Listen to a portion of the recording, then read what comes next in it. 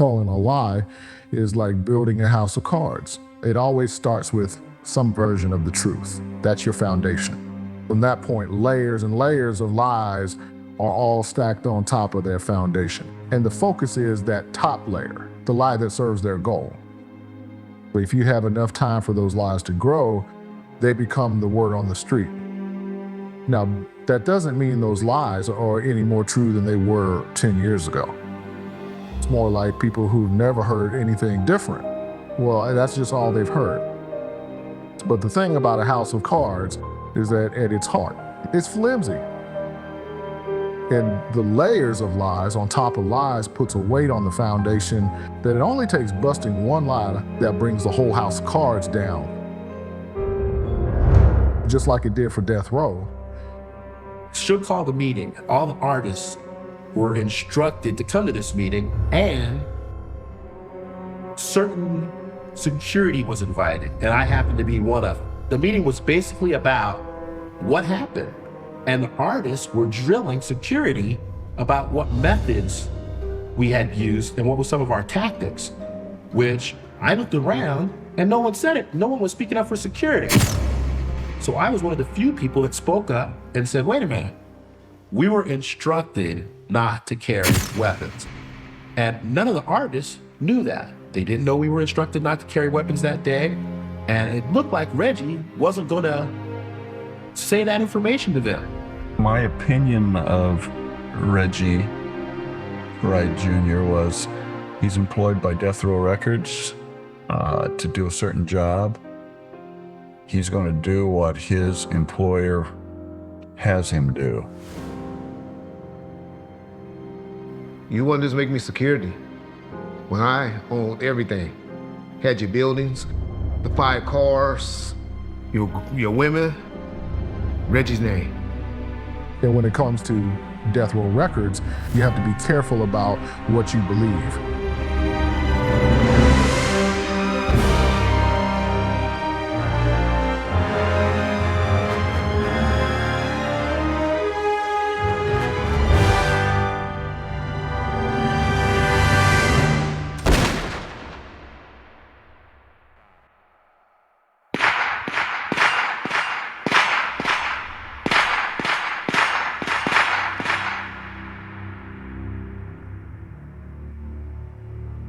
Death Row Records and Reggie Wright had 2 big problems on their hands at this point. The first one was that Vegas PD just weren't buying the whole Orlando Anderson narrative, no matter how bad Tim Brennan and Bobby Ladd were trying to sell it. The second problem they had was that Frank Alexander was unwilling to repeat the lie that he had been asked to tell earlier regarding the chain being snatched the day of the shooting. We went down to Vegas. Me, you, and Malcolm, print the statement that you gave about the chain and all of that.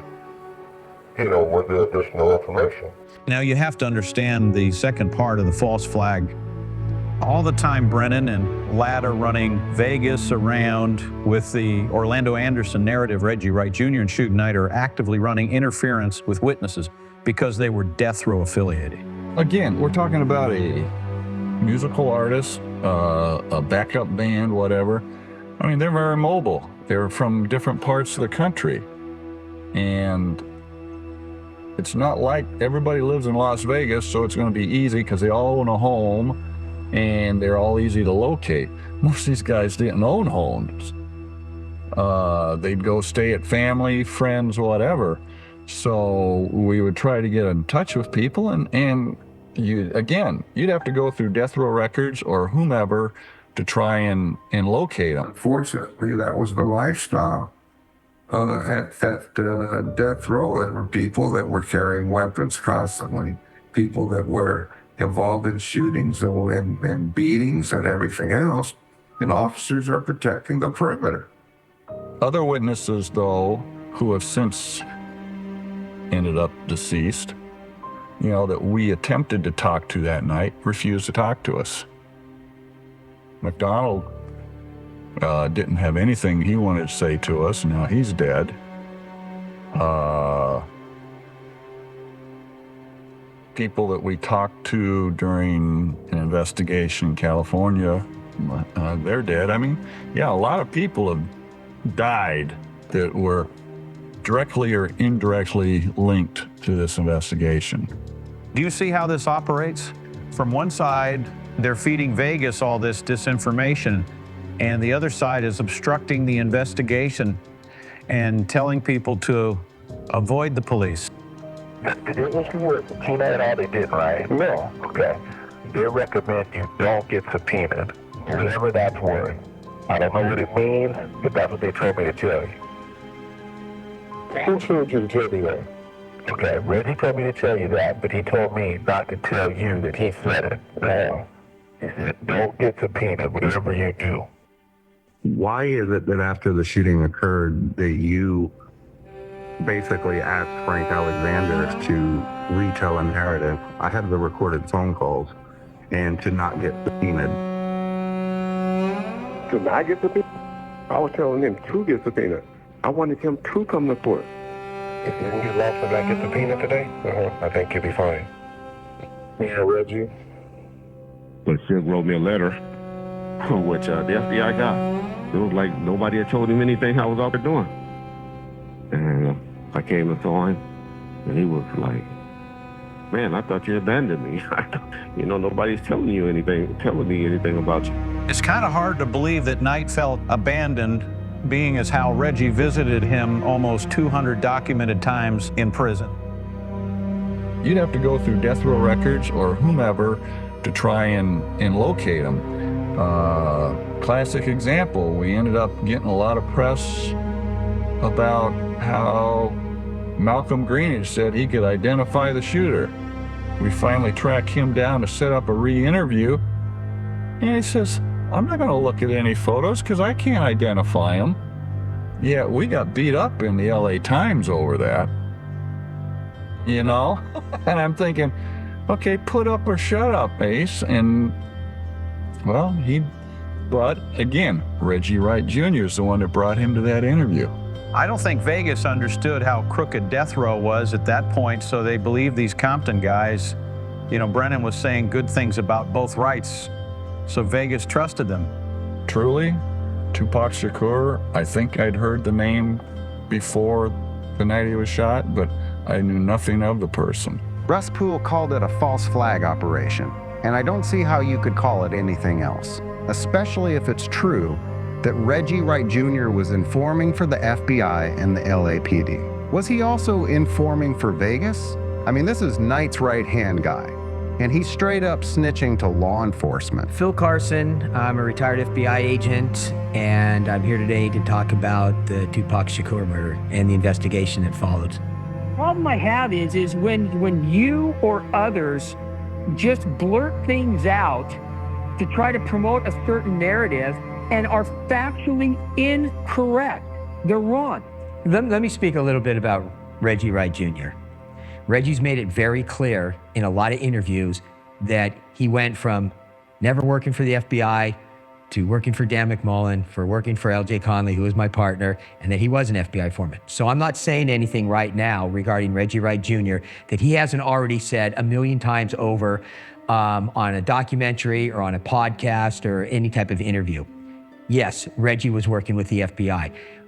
In this last interview that I did on his podcast, he stated that he only provided information regarding the corrupt mayor of Compton at that time, which is Omar Bradley. Okay, that's a flat out lie. And if anybody believes that that's all that Reggie provided, they're fools. Wake up, people, okay? And you believe I was involved in I didn't say that. I didn't say that. I didn't say that you were involved. I didn't say you were not involved. Okay. I said, but if you do believe that, let me just ask you this. Sure, go ahead. Go ahead, Reg. Why didn't you ever come knocking on my door and talk to me? You saw the 302s on me before, right? You know that I was an open book, cooperate. Why you never came and just said, hey, Reggie, I want to talk to you about these things. You want me to? I knew.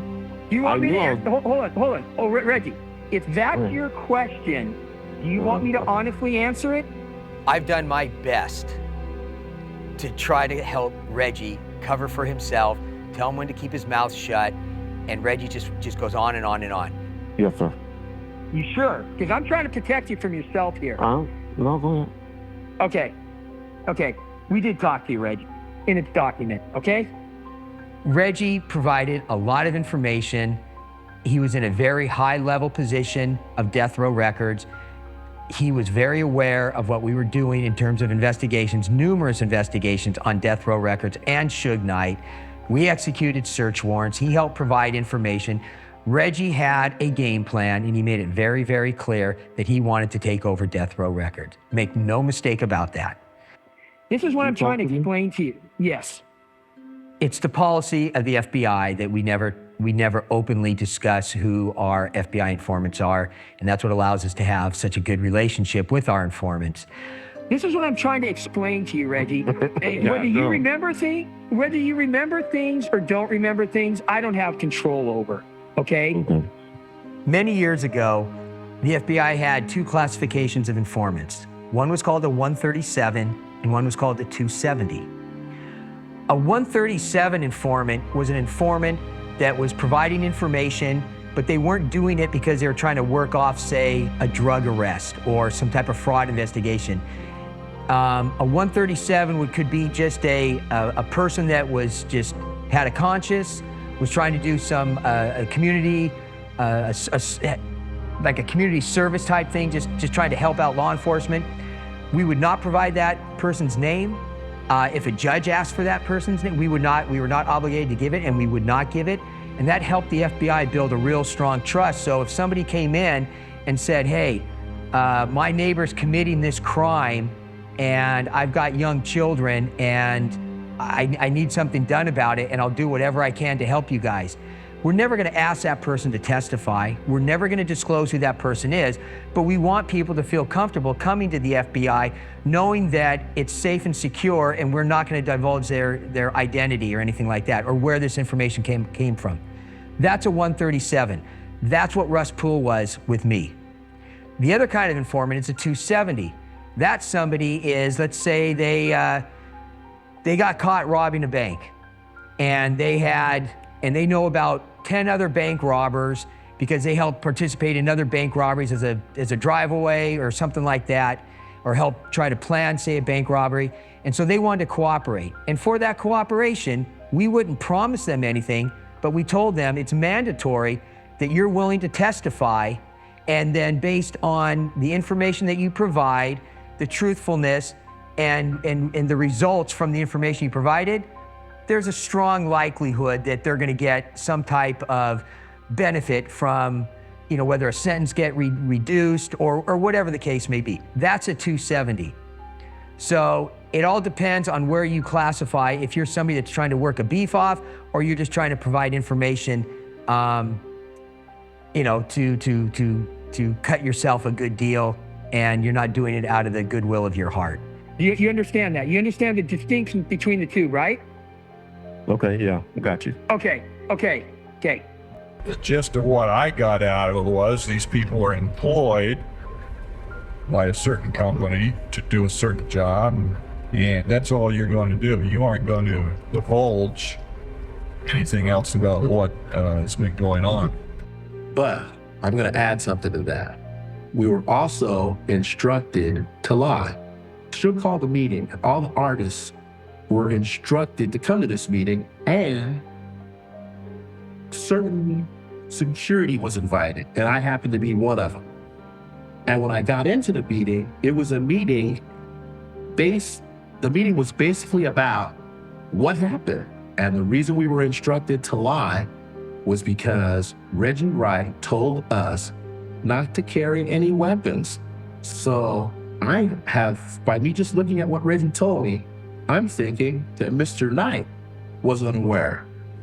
It was quite obvious that information pissed off some people, and people just kind of shut down as far as answering our questions related to that. But there's a lot of things that you're saying today about death row and about Suge and about who committed murder or who could have been involved that are 100% factually wrong, and it's documented.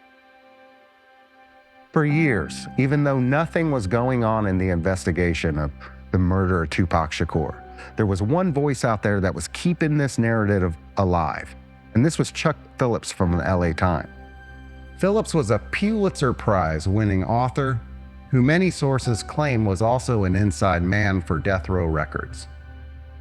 Unreleased recordings discovered after Phillips' death reveal that not only was Phillips completely on board with the Anderson narrative, but in his attempt to get Frank Alexander to testify, Phillips drops a bombshell that may change the entire complexion of the case.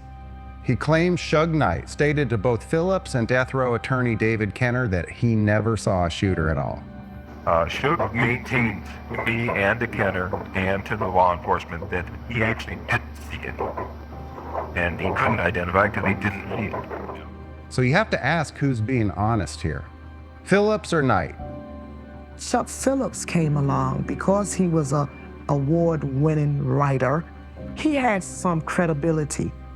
And the first time he wrote it, it sounded really weird, but there was because of his credibility and because of who he wrote with. You thought about it, but it didn't make real sense because you gotta know it was bigger. And then one of my sons said to me, Chuck Phillips is on Suge's payroll. Oh, okay, then that's the end of that. Now when he comes back and he writes, because he called us to tell us he was gonna write it, that he was doing it, the first one.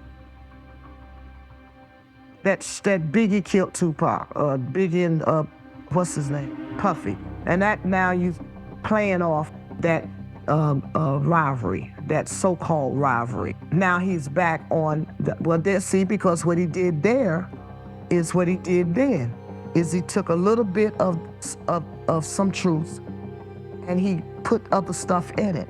It's a street code to not tell the police, but why would you lie to your attorney? Maybe you wouldn't. As long as the name Orlando Anderson was in the news and the media, this is real convenient for Reggie Wright because no one's asking him about his culpability. It's probably in your best interest that we move on to something else. You can trust me or don't trust me. It's not, because it's, you know what, it's no skin off my back. But I think we can now agree that yes, you have met with me. Yes, you have talked with me. Yes, I've met with your father. Yes, I know your background. Yeah, it is kind of interesting.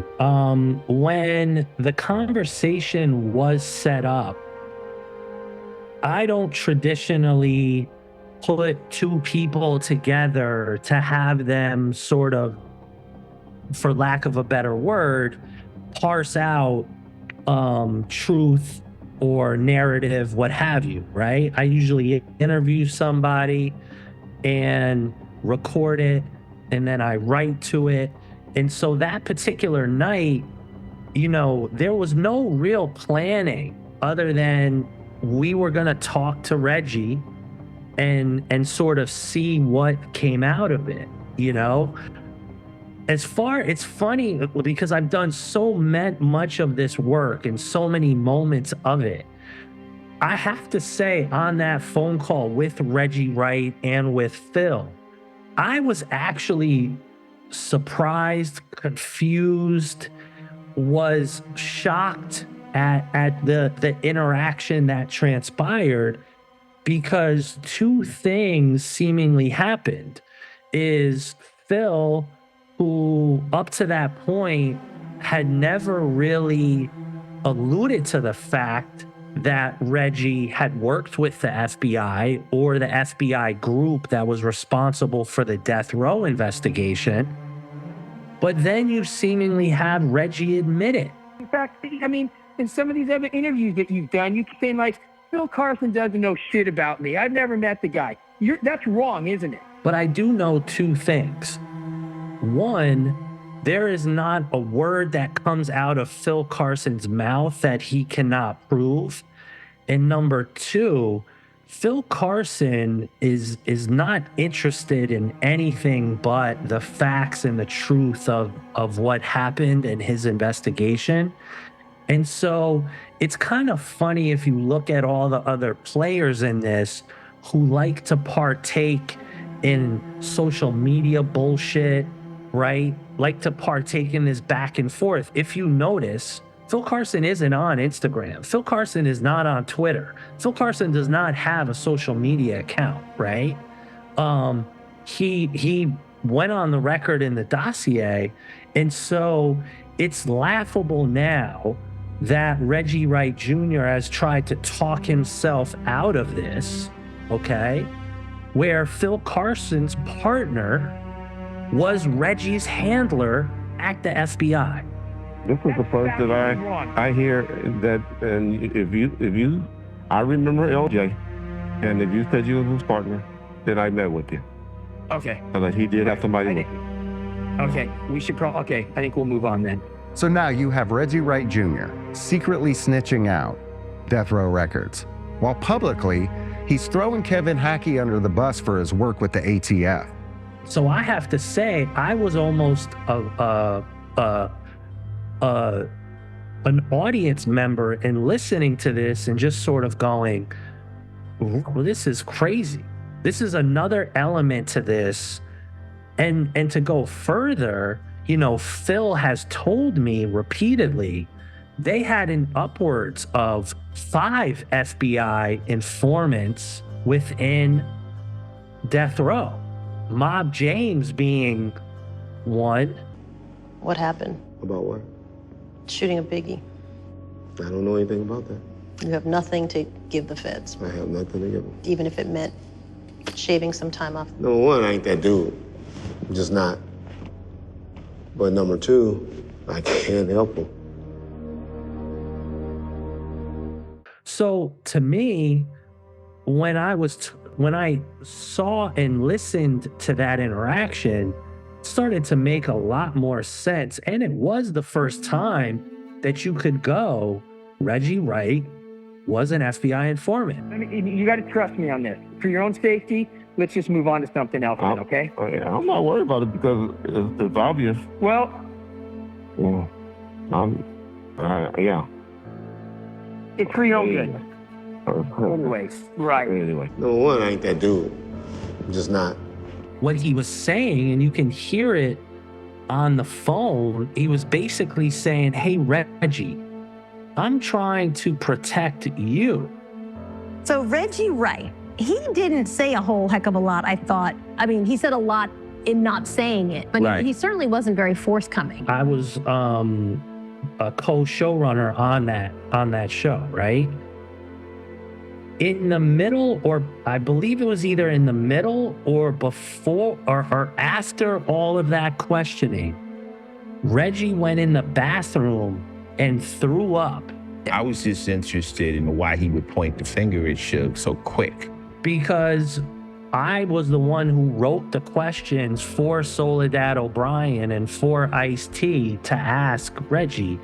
The thing with that show is, you know, Ice being Ice, he was incredible on that show, but he's very much a politician, right? So I would give him the easy questions to ask that wasn't going to cause controversy, and then I would give Soledad the journalistic questions, and those questions came from me, and everyone always tells the story about him throwing up in the bathroom of his house after saying the shit he said in that interview. He wouldn't say it to you, but he definitely pointed it. We call that dry snitching. Interesting. There are dangers with informants, especially when their law enforcement handlers vouch for their credibility. There's always a possibility that an informant can take law enforcement for a wild goose chase. What we learned from the story of mob enforcer Whitey Bulger is that for years, the FBI trusted Bulger as an informant. Bulger used the trust of the FBI to feed them information, but it was information against rival gangs and not any of his own. Because they liked him, the FBI actually gave up names of informants in his own gang. Bulger misdirected the FBI for his own needs, and they even helped him stay out of trouble for years. It's really easy to see the similarities here. In this case, we see one narrative pushed to law enforcement while obstruction is happening on other narratives. And if you cross them, you're ratted out. Please, stop playing with me. I know too much about you guys that walk around now with your chest all poked out. Cause I play both sides, you know that? And you just have to wonder if the rats on death row's sinking ship were a bunch of mini Bulgers.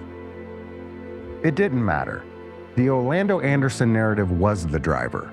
And once they were inside, it feels like they were able to steer cops in Anderson's direction and away from anyone else who had anything to say on any other possibility. Tell me, other than being a police officer, tell me what person that Reggie Wright went and got on the stand and testified against.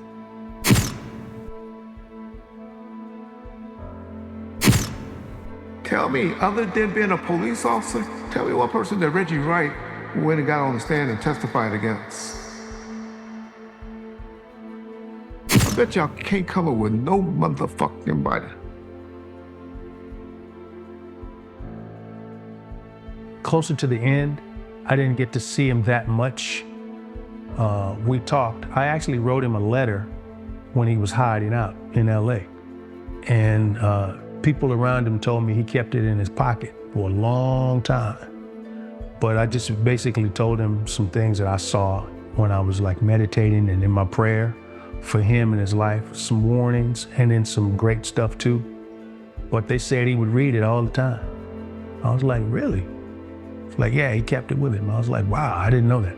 I think he got shot on like, two of my favorite numbers are 7 and 13. Yep.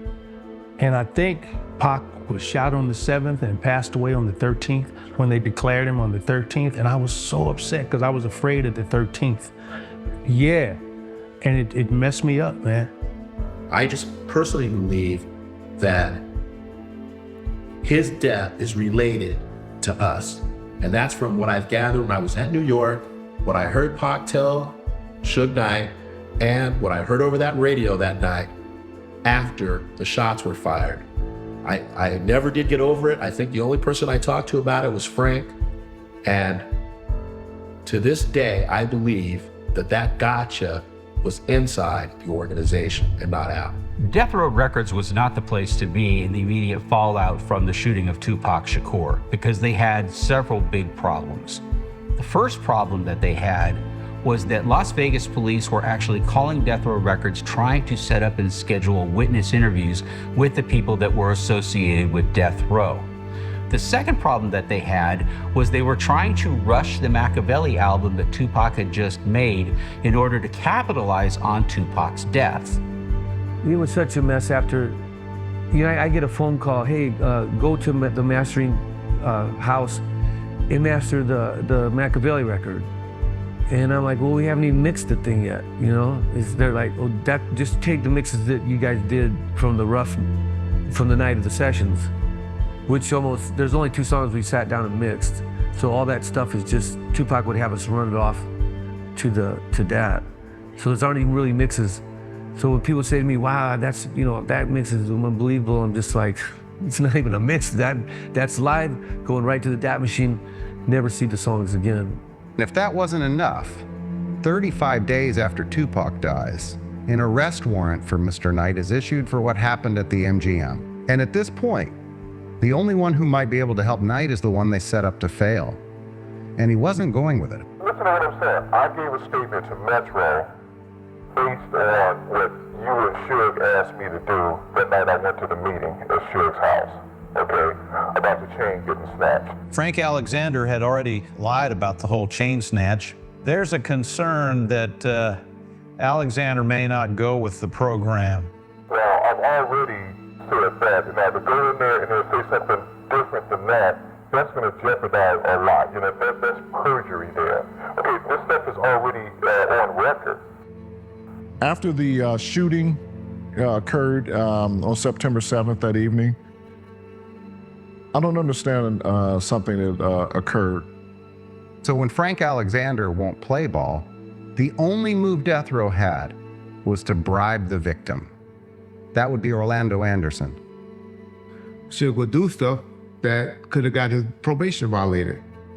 And to get the witnesses to retract their beliefs or their statements, you give them money.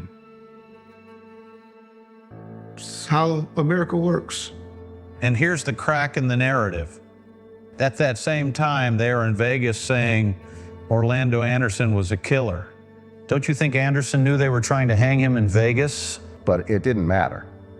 The judge didn't believe Anderson anyway, and everyone wants to focus on Anderson, as why Knight's parole was revoked. And sure, they got Knight for the Anderson beating, but that's not what got him in front of the judge. The move that got Knight off the playing field was a call from someone who knew exactly where he was. It was a call made to his probation officer telling him Knight went out of the country. Because there's two things that I always say, being from the ghetto, either they're gonna take the money from you, which you'll be OJ. If they can't take the money from you, they take you from the money. The only way they take you from the money is by you dying, death, or in prison. So for a while, Knight was out of the way, and somehow all of Knight's property made its way into Reggie's hands. I don't know if I've got it sitting in front of me here. I'll show you this. You're gonna love this. This is the grant deed for the Wilshire building. That building was transferred into the name of Reggie Wright by Miss Chalet, who called herself his attorney in fact. If you notice, it transfers the building to Reggie Wright, but Suge Knight's signature is nowhere on this grant deed. Reggie had a game plan, and he made it very, very clear that he wanted to take over Death Row Records. Make no mistake about that. You wanted to just make me security when I owned everything. Had your buildings, the 5 cars, the house where Little Suge, and Sosa, and Stormy lived. Reggie's name. So while Reggie Jr. was busy putting all of Knight's property in his name, news came that Mr. Knight may be appealing his case. The problem was that Orlando Anderson may not be a friendly witness this time. Knight was granted an appeal in April of 1998. But by then, Orlando Anderson had done several interviews on television denying charges against him. And 2 months before that, in February of 1998, Anderson actually did a deposition on the accusations. It looked like Anderson was not going to be as cooperative as he had been. From 1995 to date, have you ever ridden in a white Cadillac? No. Do you know anyone who owns a white Cadillac? No. So Knight appeals, and that was April of 1998. And Death Row realizes Anderson may not play ball. Guess what happens the very next month?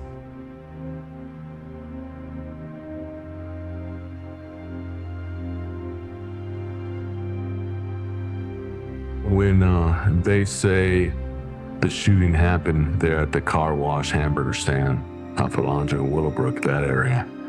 But he was found on the 1 Street just over. Yeah. And the first person on the scene, Andy, was Reggie Wright. Imagine that. First person, man. And he was shocked when he saw myself and Pilcher there at first. The first unit to show up, undercover narcotics officers. Wow. You know. I did not know. Yeah, and he was dead. They shot him up good. That's why I say there's conspiracy there where possibly he followed and called, you know, okay, he's over here. Let's do him in. Let's get it done. Wow. All right. So then there's another write-up that Ray Richardson got a dying declaration from Orlando Anderson. And what he say? I killed Tupac. Something like that. Yeah. Okay.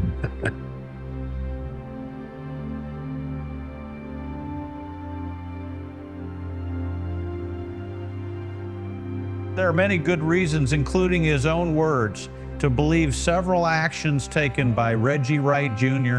were suspicious. But even if Wright's actions on the night of September 7, 1996 were not directly connected to the shooting of Tupac, it doesn't mean he and his half-baked bodyguard company were out of the woods yet. I wonder if he and Knight knew they may have been on the hook for criminal negligence. Let's just be honest and say the security for Tupac was a joke. But you need to understand that criminal negligence is really a thing. If if you cross the line from sloppy to reckless, you can go to prison for it. And so let's talk for a moment about negligence and how it might have criminal impact. A parent leaves a baby in a car seat, in the car, windows rolled up when it's 100 degrees outside. The baby unfortunately dies and the parent is charged with an act of criminal negligence. That's one example. Now, the parent can have 1,000 reasons why they did what they did. In fact, they might say they didn't intend for it to be the way it was. The courts don't care. It's what is referred to as a duty of care. And again, it's kind of hard to describe it, but when you're looking at it and observing it and examining it, you can figure it out. You don't figure it out sometimes until after the fact, but you can figure it out. Negligence is violation of a duty that you owe to others, imposed by the conduct that you're engaged in. You're driving a car, you have a duty to the rest of the world not to run a red light and have a car accident, not to go through a crosswalk and run over somebody. So you owe a duty of care to others to not do things. So if you're a doctor, you have a duty of care to your patients, to perform up to what would be community norms or standards. Recently, actor Alec Baldwin was given a loaded prop gun, which he used and shot a camera person to death. Could there be an act of criminal negligence there? So if you're an armorer, you have an obligation to not have loaded weapons on the job site without giving a lot of notice to people that this weapon is live. If I would have been on the set of the movie Rust with Alec Baldwin, who I know a little bit, nobody would have got shot because he didn't have me on the movie set or someone like me that had a strict standard of the safety of the set is more important than anything else. Obviously, we're here for Mr. Costner, but yeah, is there any part where someone's going to be pointing a gun at or around his direction? Who said that? You did on the chair? Yeah. One has action, one doesn't have action. Yeah. Ouais. David, donc attends, là on en fait peut-être une idée. Because I would have turned and said, who's this who's never been in the military, never been in law enforcement, never had any government agency say, you are now an expert in firearms. You don't do that. You violated your duty by not giving notice to others. And if somebody picks up the gun and they use it, you're part of that chain of tragedy and you're negligent. Because if you'd done what you're supposed to do, nobody would have been shot. I've never had a bodyguard assignment. Everybody always say, you a security, but no, I was always with Suge, making shit happen. I was really Suge's right hand. The fact of the matter is that everybody in his entourage has blood on their hands, period. There's always excuses after the fact. One of Reggie's problems was that Reggie didn't have the executive protection background that we all had. So let's get real here. By his own words, he wasn't focused on and frankly, didn't care about the bodyguard problem. He knew about the radio issue, but didn't fix that either. And the amazing thing is that he admitted to the 2023 grand jury that he went to the MGM, saw the crowd, knew about the security issues and just bailed. Of course, he's also tried to walk back the gun problem by saying it only applied to Club 662.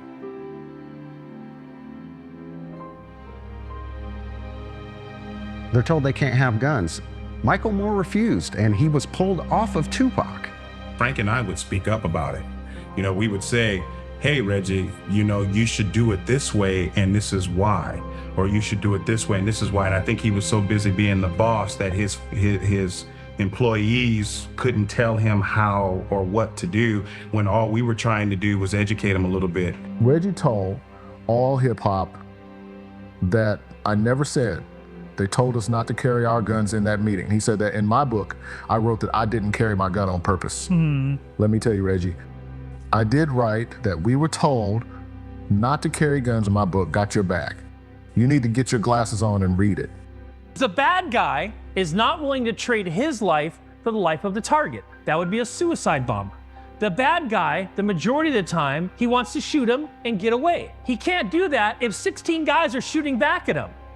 he's either gonna be dead or they're gonna catch him. Point being that when you take away the firearms, you take away the weapons, when you make all your guys work unarmed, it is a bright red flashing warning light that you need to turn to your client, Tupac Shakur, and say, hey Tupac, this plan is bullshit. It's like they're setting you up to be killed. It could get you killed. I refuse to do it because I care more about your safety than keeping my job. I've never had a bodyguard assignment. Everybody always say, you were security, but no, I was always with Suge, making shit happen. I was really Suge's right hand. There's a movie called The Bodyguard with Kevin Costner. And as you know, I've been Kevin Costner's personal bodyguard. Kevin is filming a TV movie where he's playing himself directing the movie. I led a 7-man protective detail, and we were originally told just have one guy stand outside the trailer. And I said, no, I'm not gonna do that. This is Kevin Costner. He's a huge movie star, huge TV star. That's the first order I had to disobey for his safety. They threatened to fire me several times. We want one guy to stand at the trailer. No, I'm bringing 7 guys. There were every gun-toting crook, in that echelon of people. That's what I was doing. I went to MGM, saw that shit was hectic and all that. Frank and Tupac, I'm gonna be honest, Tupac called, cussing, going on. And that was the last thing Tupac ever said to me in life. The security was a mess in Vegas, and he's throwing his hands up, blaming everyone else for not telling him things. You are the director of security for a multi-million-dollar label. How is it not on you to communicate with your own employees? All the people in my group at one time or another have got together as a group and told me, let's go talk to the client. Their plan is dangerous and it's gonna get somebody killed. And we went and spoke to them as a client, as a group, directly to the client. That if they would have done that, I believe that Tupac Shakur would have kept them. He would have changed the plan back to something safe. And most importantly, he would have come to a realization that Reggie Wright Jr. did not have his best intentions at heart, did not have his true safety at heart, and in fact, were making decisions that could get him killed. And in fact, it did get him killed. It's clear he cared more about Club 662 than the life of Tupac. Nobody cared about Park having the right amount of security at all, period. No one cared. It was not mentioned at all. No one cared.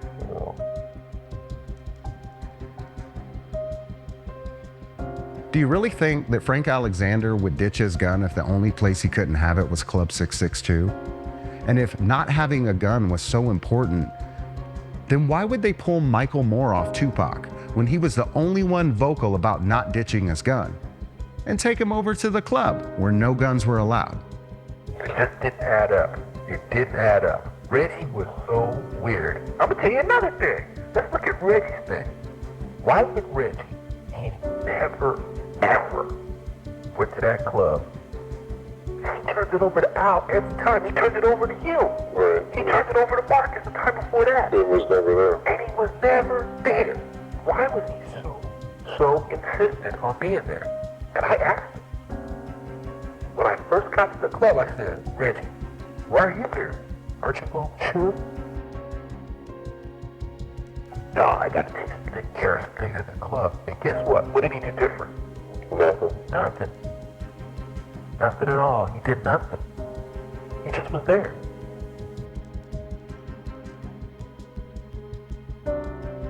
I, as most people did, felt bad about him being assassinated. And the fact of the matter is that I've never once heard publicly the real and total breakdown that happened.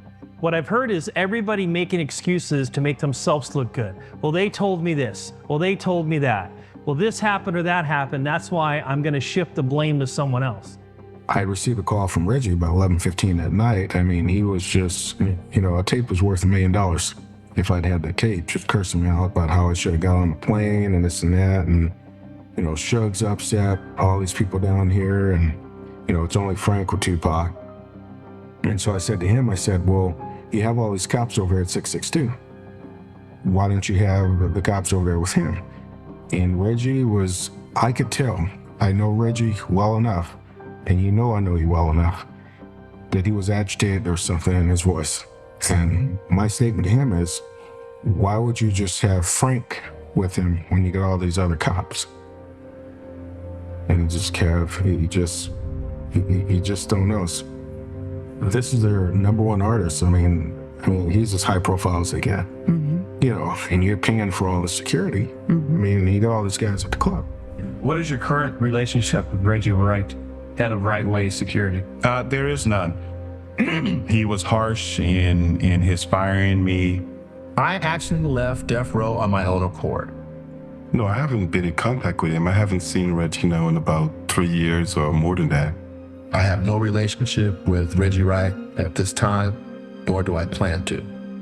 I guess the way to sum Reggie up is he was just selfish, and he didn't treat us right. Reggie is not honest, and I want to leave it at that. We were a tight-knit group, and Reggie didn't see that, he didn't appreciate that, and he tried to come between it many times by paying someone a little bit more than the next person, or cheating somebody on this and on that. And one thing I knew, I mean, obviously this whole thing was starting to fall apart. And like I said, at one point or another, Reggie and I were like brothers. Okay, at one point or another, there's nothing I wouldn't do for Reggie. And I think vice versa at one time. But Reggie always told me he was so far in now, there's no way to turn it around.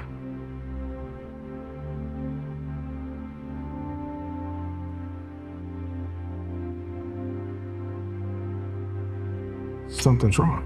The pieces of this whole situation, it just doesn't fit.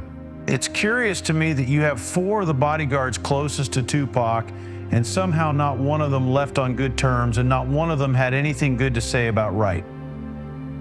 And with the exit of Frank Alexander, Kenneth Archer, and Les Golden, it looked as if Death Row was going to step up to a different type of police officer for its security. I was working the Kevin Gaines shooting when I was contacted by an officer named Ken Knox out of, I think it was either West Valley Division or Devonshire Division. Knox had heard I was investigating an officer-involved shooting, and I think he'd heard my victim in this shooting was working with Death Row Records in some capacity. I mean, you're right that Kenneth Knox is probably the most underrepresented character in this story, because he was the very first guy to get on the fact that there were all these cops working for Death Row Records. He sort of stumbled into it. He was the senior lead officer, which is, it's an elite position, and there's just one at every LAPD station. And he was responding to citizen complaints about activity at Death Row's studios. So he's back and forth with this guy, and the guy says, well, you know, one of the people who sits here is one of your own guys. What? Anybody that says that LAPD officers were not working security for Death Row Records is 100% wrong, period.